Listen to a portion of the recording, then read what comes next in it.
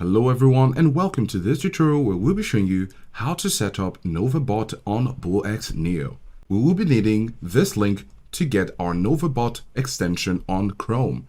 Of course, we're using the Microsoft Edge browser, but this works as well.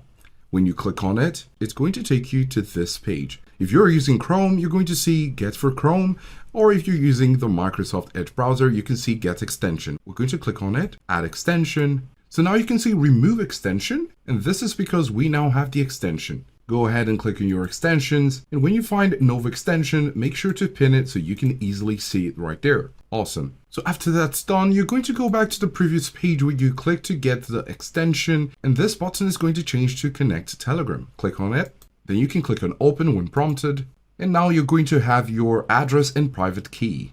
Make sure this is secure and no one else sees it. So now what we're going to do is to click on Start. So at the bottom, you're going to click on Menu here. The next one we're going to do is to click on Settings. Then we're going to select Nova Click, and you'll need to make sure that Use Panel Settings is turned on. In order to do that, you just simply need to click on it, and it's going to change from red to green. Great, so once again, we're going to click on Menu again. Then we're going to select Wallets, then select Export Private Key. So here we have our private key, and we're going to select it.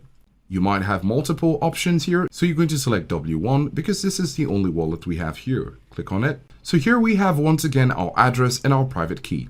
You're going to copy the private key by clicking on it, and you can see Copy to Clipboard. So after copying this private key, you can close this. Then on the left side, you can click on Wallet. And then right here, you have Solana Wallet. You're going to click on Import.